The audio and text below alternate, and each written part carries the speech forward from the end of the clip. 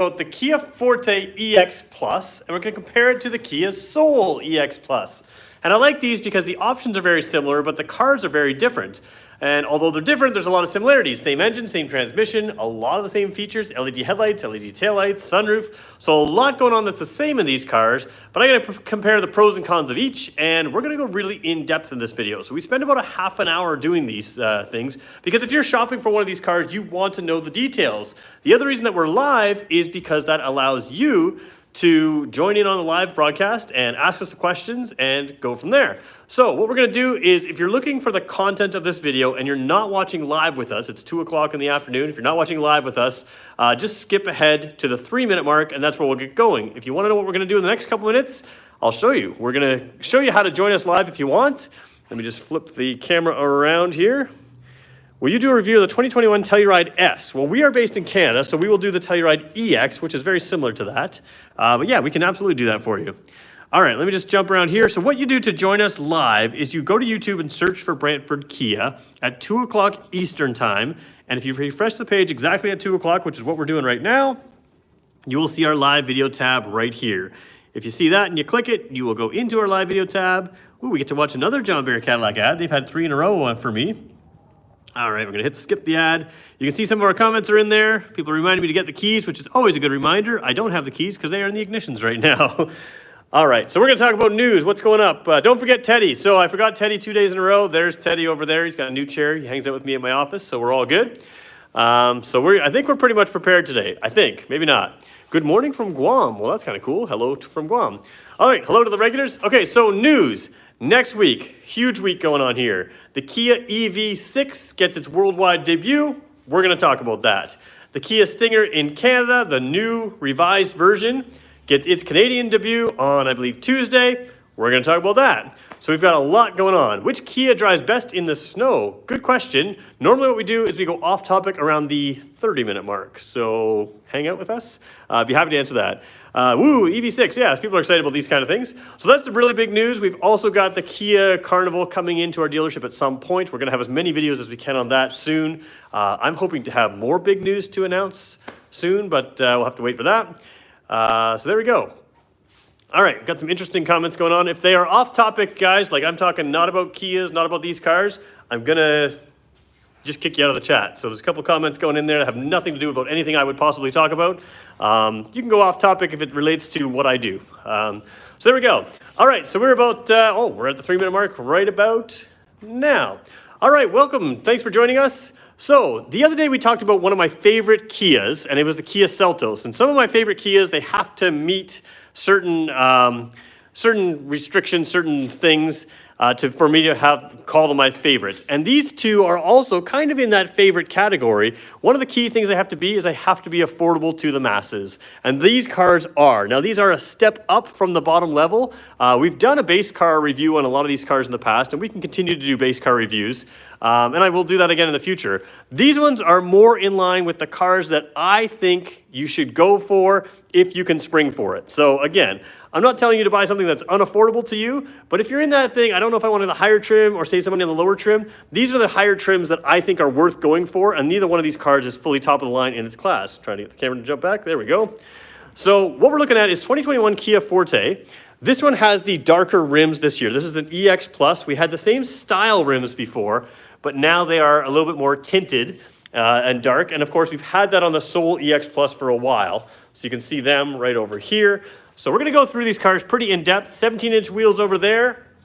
The nice thing is these are also 17-inch over here. If I can find it, am I correct? I think I'm correct. Oh, yeah, 17 as well. There we go. So these are upsized from the 16-inch standard wheels. I really like this color. The black wheel trend is really taking over a lot of cars. I'm much more a fan of this color of wheel. I think it just looks better to me. I think you can still see the detail in the wheel, which to me is part of the fun. All right, so Canada doesn't have an S trim? Yes, no, of the Telluride, they do not have an S trim. We have different trim names. There we go. So those are proper rims, someone says. Yes, they are proper. They look really nice. So to me, when I grew up, my dad had some really nice cars, and these cars, this Forte here, easily outdoes his luxury cars from back in the day. And I think that's what kind of looks nice, is these are cars that you sit in and you feel like, yeah, I bought a really nice car. So a little step up from economy cars. So we're going to compare some of the differences between the Forte and the Soul, but let's talk about some of the similarities. We've got the same engine in both, makes the same horsepower, 147 horsepower. You've got both front-wheel drive and front-wheel drive only. You've got the same style rear suspension in both these cars. We talked about the GT the other day, the Forte GT. It has the rear suspension of this car ripped out, and it's more performance-oriented suspension. These are still very good handling cars, but it's just a little more comfort-oriented instead. So you've got those same rear suspension, same front engine, same transmission as well. Fuel efficiency is different though, and that's really a body style thing. So let's take a look. It's also the way the transmission is set up. 7.8 liters in the city and 5.9 on the highway. That 5.9 is beatable in that Forte on the highway. I do that fairly regularly in this car. So a little bit of a jump here, 8.5 to 7 liters per 100 kilometers there. So a little bit different mileage numbers, and that's to do with body style. Obviously, one is a little bit more aerodynamic than the other. However, both are very good mileage for what they are. You really are talking something that is significantly more SUV height. I drive a Kia Soul myself. Mine happens to be an electric car, but I really like the body style. We're going to talk about why that makes sense overall. So, where are we headed in the next half hour? We're going to go driver's seat to driver's seat. We're going to compare the features and options. Then we're going to go rear seat to rear seat. And then we're going to go trunk to trunk. And I want to show you the lighting in these cars because these both have the upgraded LED lighting. And I think that's a feature we're springing for. Hey, Tim's going for lunch. Tim, take your choice. Forte or Soul? Which one would you choose? I would take the Soul. Tim would take the Soul. So there we go. Tim's got to vote for the Soul. Of course, Tim doesn't pay for his cars, so he doesn't realize that 6 months of Kia making your payments on the Kia Soul, or the Kia Forte, excuse me. Forte and Sportage. Forte and Sportage right now. 2021 models. So there you go. So you can come see us for full details, but that's one reason why the Forte is a really good deal. And I should point out the pricing on these cars as is, forgetting the fact that the Forte right now has an amazing deal.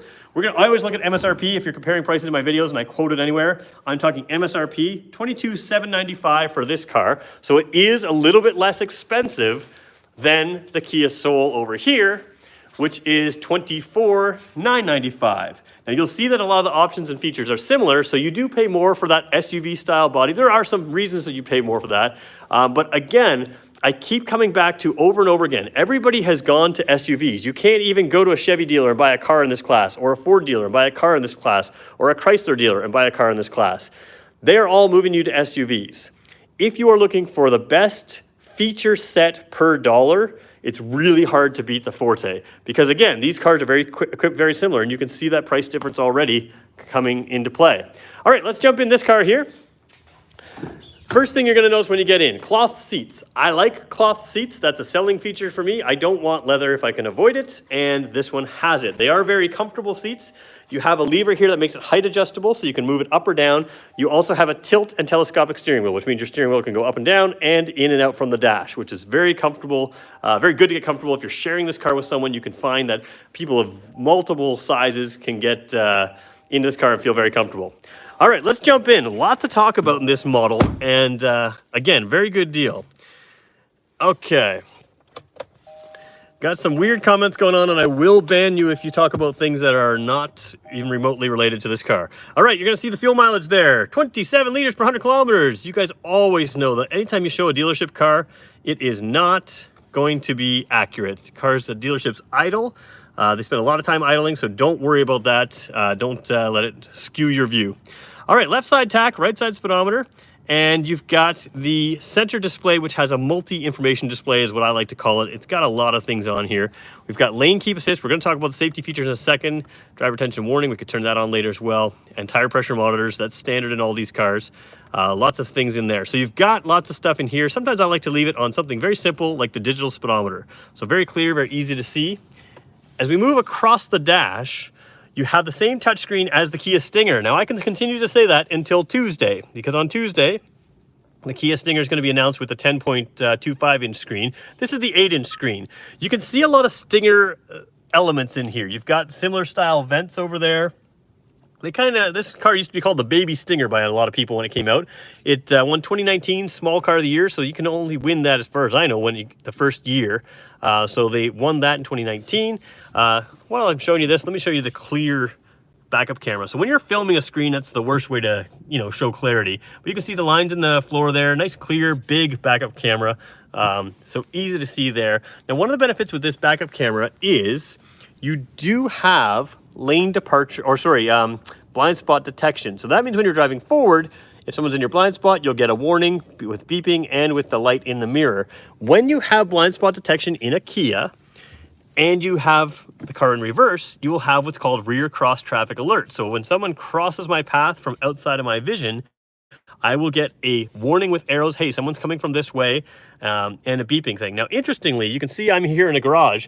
I had my boss walking around basically where I'm sitting right now, and I was backing into the garage, and he was tripping the rear cross traffic alert. So it sees pedestrians sometimes and can warn you where you're headed. Hey, there might be a pedestrian there. You might want to keep an eye out. So it's pretty cool the way that works. I really like it a lot. Coming down here, just normal types of stuff. Manual climate controls. What's nice about this EX Plus model is you do have the wireless phone charging pad. So that's where you can put your phone and it does charge.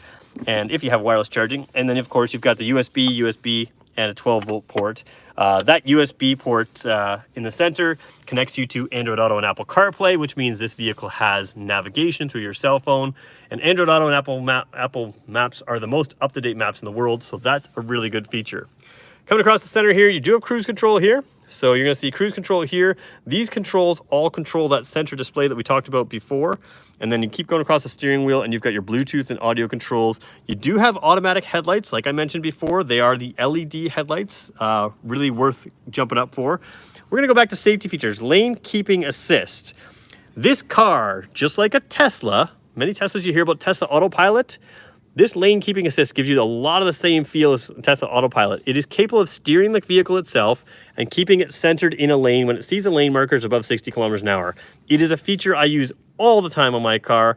You still have to keep your hands on the wheel, but it just keeps you from when I get distracted and just want to change that radio station. Oh, not that song either. Oh, not that song either. And then you come back to the road and you've just drifted outside the lane and you've put someone in danger. This can keep you centered even if you get just slightly distracted. Now, obviously, pay attention, but that feature is a real lifesaver. It's a really good feature.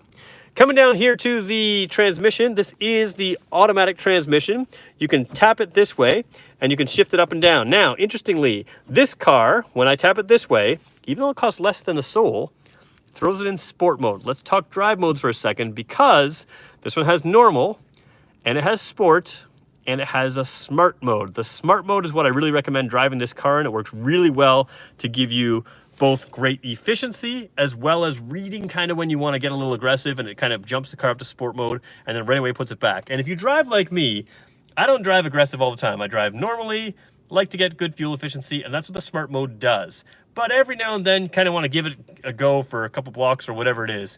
You don't have to switch the drive mode in that smart mode. It kind of senses what you're doing. It puts it right up there into that better drive mode. And smart mode is really good. Now, the Soul does not have that smart mode. So again, a lot of features in a car like this. Coming up there, you end up with rump roasters, heated seats, heated steering wheel. There's your drive mode button. Heated seats on this side as well. Now, I'm going to turn those heated seats off because it's a beautiful day outside. All right, let's jump over to the Soul now, and we're going to show you a lot of the same. Before we leave, actually, let me just show you up here. We're going to take a peek up, and let's put this on the door. These are LED lights here, so they are white, and you have that sunroof there, which I can try to give you a better view. Opening sunroof, nice to have. And again, those LED lights, that white light, does make it look a little richer in here at night especially. You'll really see the difference the first time you get in at night. Pretty cool. All right, let's jump out of this car. We'll jump into the Kia Soul. And again, this will take a little bit less time because a lot of the same stuff is what you see here. Jumping in over here, we'll start from the opposite side. We'll go sunroof right here. Now, the big thing with the Kia Soul, you sit significantly taller and you sit more square. Whereas this Forte, your legs can be out more, you can move this closer, and you sit a little more square. People love the seating position of the Soul. For me, and this sounds silly, the difference in these cars' price is what? Roughly around $2,000. I would pay that extra just for the seating position of the Soul. Not that the Forte is bad, but very few cars have the seating position of the Soul, and I personally find it extremely comfortable. And if you think it's silly to pay a couple grand extra for a seating position, that's what you do in a car. That's the most important thing. If you're not comfortable and you can't get comfortable, it's not the car for you. So the Soul, for me, really fits me well. I really like the way it fits. Same thing, height adjustable seat, tilt telescopic steering wheel. Let's take a look at what else you get inside here. All right, so that car came out, the one we were just in, the Forte, came out in 2019. This one came out in 2020, and there's a couple little small upgrades in this car. So, same idea with the screen in the center here. Does not need to be serviced. Someone was messing around with that. Same thing, ignore the fuel efficiency. But you can see if I zoom in here, a lot of the same information in here. So we can go down and keep it on the speedometer, all the same types of stuff in there. Moving over to here, same type of display. Now, some people don't like the look of those screens that are raised above. The reason this one's built into the dash is because of my seating position, I'm kind of looking down towards the dash, whereas the Forte, I'm kind of looking straight out. You sit tall, you can see the corners of this car a little bit better. Because of the square roofline, this isn't anywhere near you. On a coupe or on a sedan, it comes a little bit closer to you, so you get a real sense of spaciousness. And you can see the headroom. I've got the seat cranked all the way up. I'm gonna bring it down and move it forward now. And now you see I've got like immense headroom. So the Soul's got a lot of headroom, a lot of space around you. Even if you don't need the headroom like me, I obviously don't need all that headroom. I like the feeling of spaciousness in this car, and the seating position, like I said, it just fits me perfectly. So it may be something worth considering just for that, even if, and this is where we find a lot of people, the Soul is such a unique seating position. People come in and say, I hate the look of the Soul, and then they end up leaving with one. And what it comes down to is they sit in the car, they like the feel of it, they like the way it drives, and we'll go cover some of that stuff as well. So again, we covered the screen here, built in there, same type of stuff, Android Auto, Apple CarPlay. Come down here, manual climate control. Same idea, different style, but same idea. Down a little further, there's your wireless charging light for your wireless charging pad for your phone. Same idea here. USB, and 12 volt down there. And again, the center one's where you plug in for Android Auto, Apple CarPlay. Heated seats, only 2 levels of heated seats in the Soul. Not something that bothers me. They get just as hot, but only 2 variations. The Forte has 3. Drive modes here, we'll talk about that in 1 second. Heated steering wheel and other heated seats. So same type of function there. Drive modes, let's just click through. A little bit of a surprise to me that they, even though they have same engine, same transmission, you have a normal mode and a sport mode. Now, I want to be clear. This car drives completely fine in the normal mode. I just like the smart mode. I think it makes more sense when I understand what it does. It works really well to get great fuel efficiency and jumps into sport. This one still gets excellent fuel efficiency. You can see, we saw the numbers before. When you want to get sporty though, if you want to keep it in that hold the revs kind of feel, then what you can do is put it in sport mode or do what we did in the other car, throw it in drive, kick it over here, and tap it up or down. So it already stays in sport mode. You can choose your own gears on your own. There's 8 ratios in both these cars with this transmission. Coming across the steering wheel, you'll see a different style to the buttons. The Kia Soul has always had a sort of round look to the buttons, so they redesigned the buttons here on this car. They are rounded, but they have this exact same functionality as the other car does. Same thing over here, exact same functionality on this wheel, just a different layout of the buttons.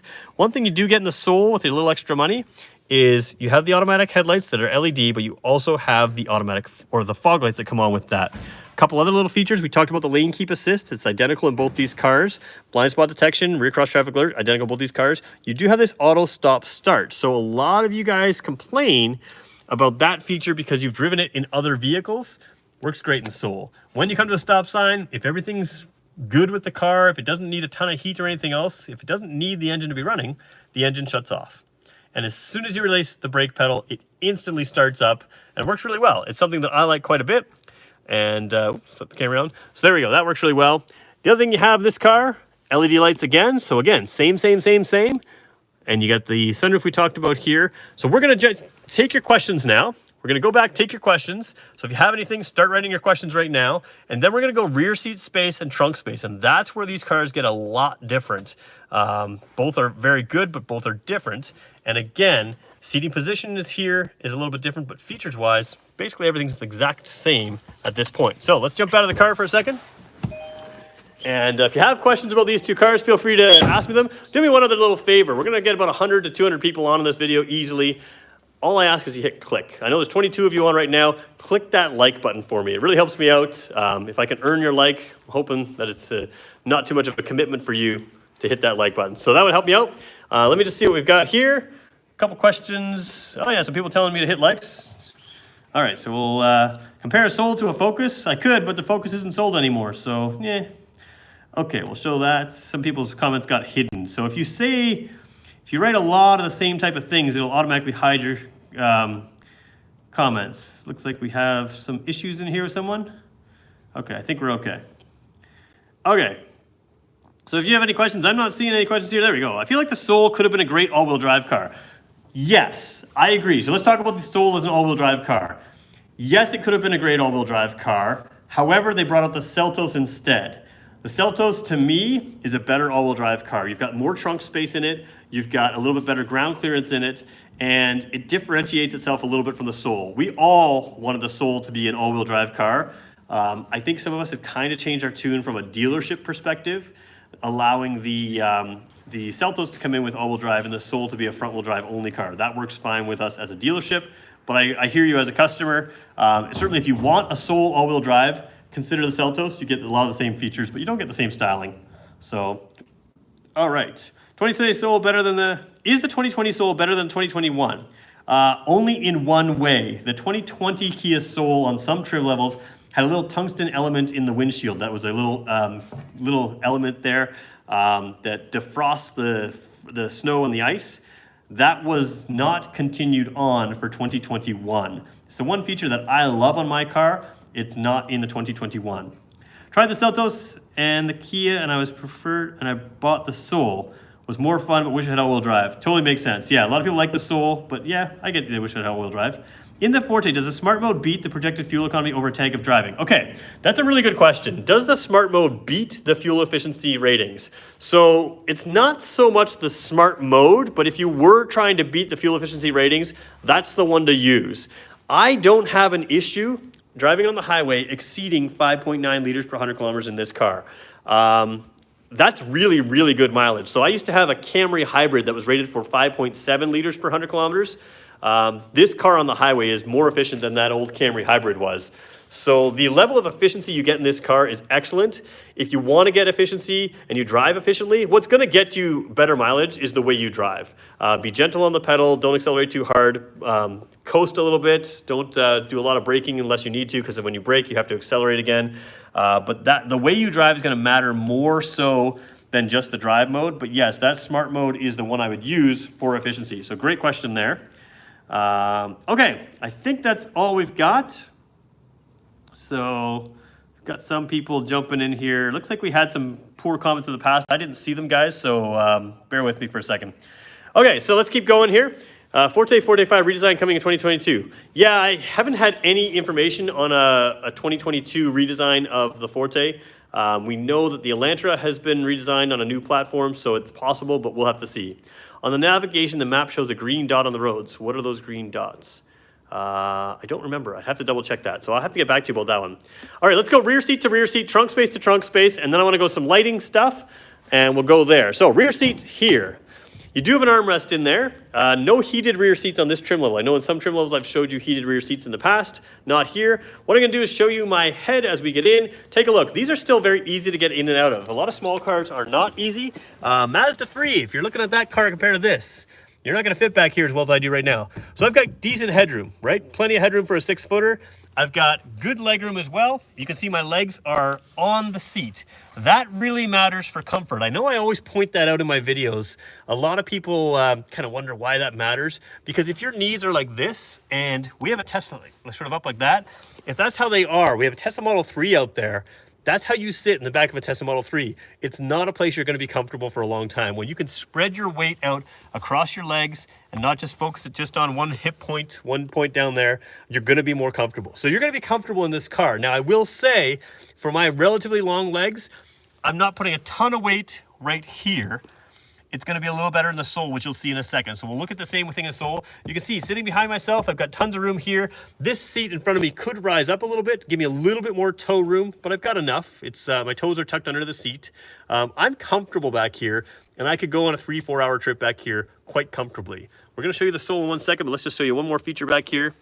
Right side is a netted pocket. Driver's side, there's not a netted pocket, but you do have these plastic back seats, which if you have kids are easy to wipe down. And if you have kids, you know exactly why I mentioned that.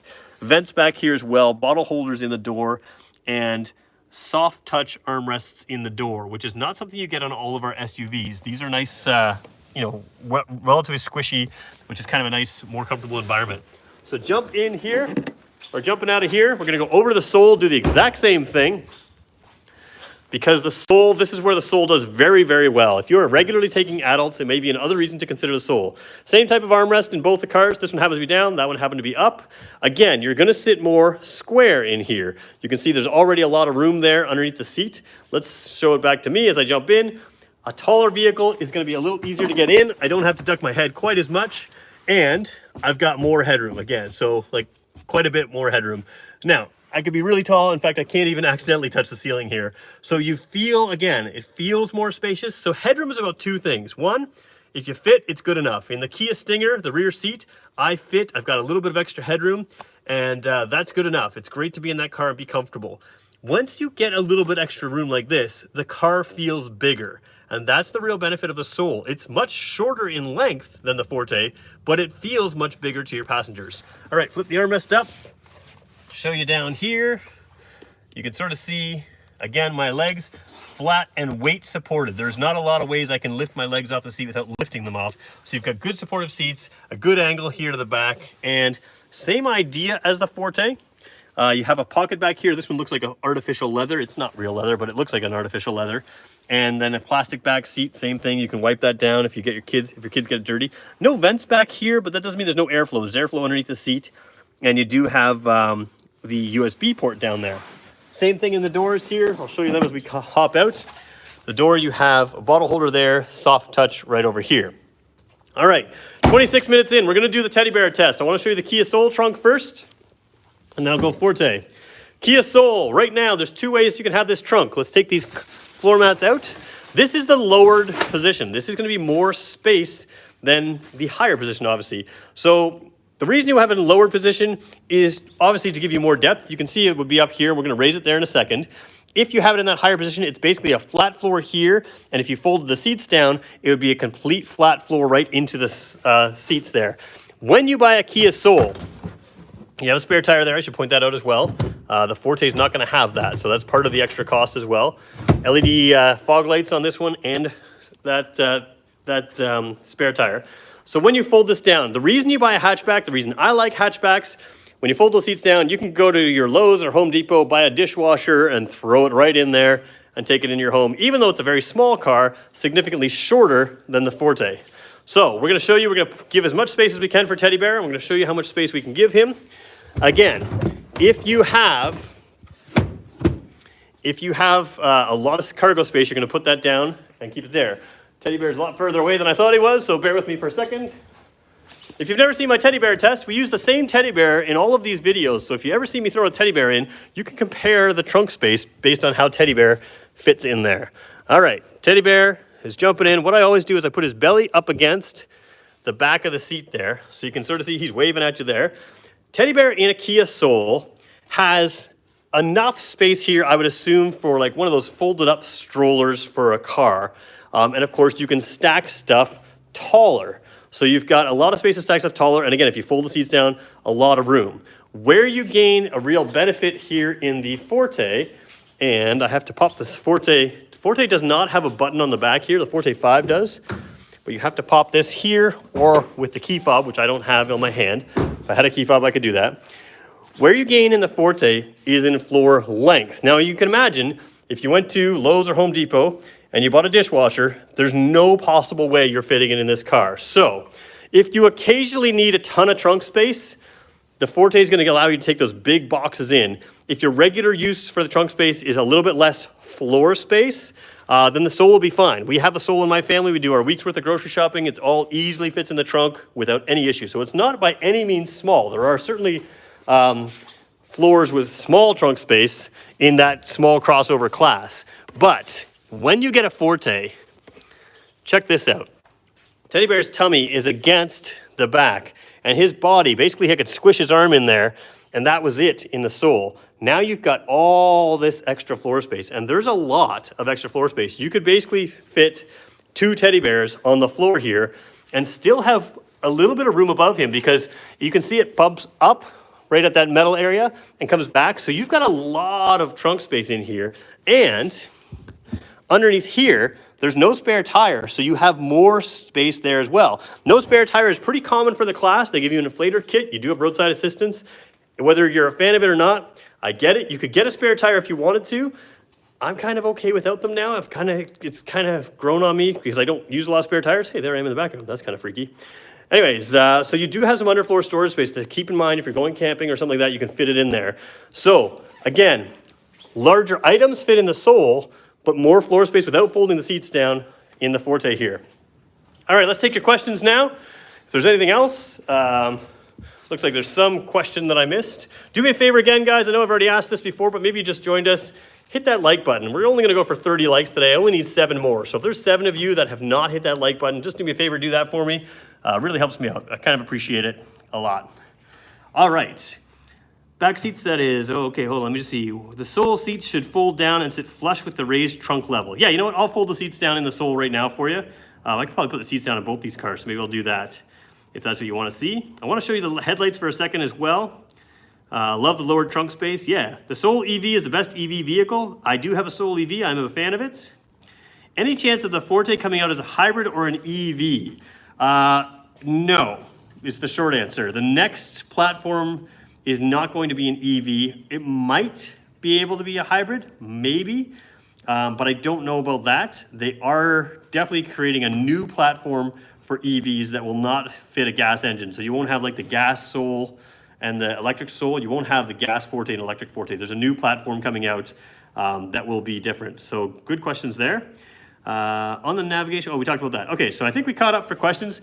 Let me show you seats folded down. Maybe we won't do headlights. I want you to know about the headlights. Tell me if I should do headlights or not, because we are going over time here. It is Friday. I don't mind sticking around for you guys. Headlights are a reason to buy this car because they have such good LED lights. Okay, so we'll put the seats down in the Forte. Just pull that there. I got to go pull actually the seat as well. If I can do it. Oh, the seatbelt's on it here. So there we go. Forte folds down here. Very simple. Let's do the same thing. We'll put them both down here. Pull this like that. Come to the seat area. And flop that down as well. So there's your Forte seats folded down. The opening on a sedan is a little smaller than the seat. You can see that sort of engineering strength piece put in there. Same thing you're going to notice in the trunk. So even though you have those square seats folding down, you're not quite getting the square opening, but you're having all the length that you need. Again, this is a longer car. With the seats folded down, you're going to fit something longer than you could in the Soul. Now let's throw the Soul seats down. These ones are a little easier to reach. Do that, flip it down, do this, flip it down. Oops, the headrest. Oh, you know what? That front seat was awkwardly back too far. So let's just tilt that to a normal angle. And we'll actually just move it forward just so we can... Oh, wrong hand. There we go. It was set way, way, way back, so it was not practical. So there we go. Seats are folded down. I think we got stuck on something there. We're good. Do they fold completely flat? Not quite, but they're pretty close. And then, of course, the benefit of the seat here is, like I said, there's a step up when the floor is down. Now let's raise this floor again. We'll put it in like that. And you can see that you can slide your cargo in off of here. It's just about an inch or two down, and then it slides smoothly onto the seats and goes all the way up. Again, huge opening. Like, I wouldn't say minivan type opening, but it certainly mimics that kind of opening in the Soul. And in the Forte, ability to carry long items, but certainly not always big items because you got to get through the trunk. So there we go. Let's show you headlights while we're at it. Nobody said to look at it, but 27 of you are still on, so I want to show you the headlights while we're here. Turn the headlights on. And turn the fog light or the four-ways on as well. We'll shut these trunks so you can see it all properly. Shut the door. Larger opening, yes. Larger opening is good. So, all right. Sorry, guys. I got every door and thing open. Okay, so the reason I want to show you headlights because, again, if you're springing for these particular cars, these ones are the ones that I would recommend if you can go for it. If you can afford that little bit extra, to me, it's that step that you want to take. It's one of those things where you won't regret. So, LED lighting up here, which is that little trim piece down there, and then you get the LED headlights. Let me just turn the signal lights on because I've done the same on the other car, and I want to show you the differences because one is a little bit different. Okay, so over here, LED headlights, watch how bright these are. Coming down bam, blazingly bright, but also sharp cutoff. And then you get that LED signal as well that really has that nice on-off. It is much more amber in person than it shows on the camera. And the same thing over here. This is going to look yellow on the wall over here. That is pure white. Gives a better daylight style color. So that is brighter than that, and the iPhone camera has trouble picking up the difference, so it just tints that one yellow. But they are both very white and bright. Over here, around the headlight, you do have an X pattern that is LED lights. Sometimes they flicker in the camera, they're not flickering in real life. Same idea though, blazingly bright right there. LED, and again, those flickering, that's not happening in real life, it's just the way it interacts with the camera. The difference is you don't have LED front signal lights. So that's just a regular on and off. Same thing in the back, no LED signal lights in the back, but you have this sort of pattern here. Pretty cool looking on this trim level. It just looks a little bit higher end from the back. Signal lights are a little down lower. People always complain like, oh, those are separated, but a lot of cars have their lights right here. You can always tell where that signal is, which car it's connected to. Some people tell me for safety they're concerned about it, but it's really not a concern. And you can see same thing here. Your brake lights are up there, signal lights are down there. You can connect up and down the same way you would if it was straight across here. So there's a Soul. The LED lighting Soul has these cool like outline LEDs, and then in the center it gets bright. Your brake lights in the center. Just cool lighting. I really like them. All right, we've gone 36 minutes. It's Friday. We went overtime. Things happen. We got to my 30 likes though. Let me see if there's any questions I need to cover before we go. And like I said, I'm hoping to have a lot of big stuff going on next week. Some stuff I can't tell you about, but I'm hoping to tell you about.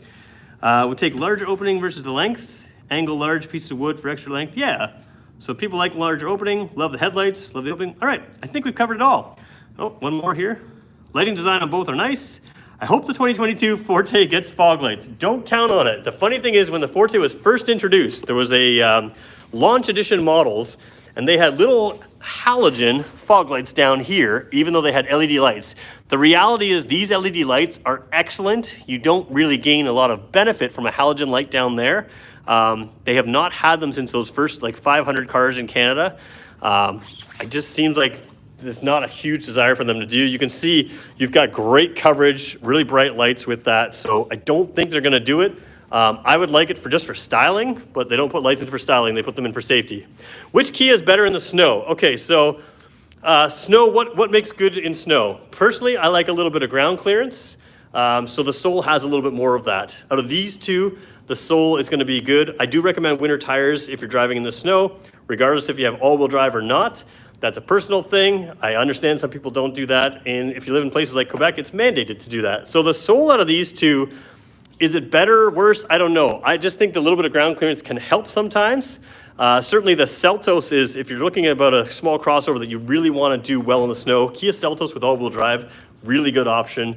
The new K5 is a new sedan, so it is a little bit bigger than the Forte here, but it comes with all-wheel drive, so that's another option for snow. That K5 GT line is one of my favorite Kias. I would buy that car for sure. We're probably going to do that car as early as Monday, or we'll do it next week if it's here, if it doesn't sell.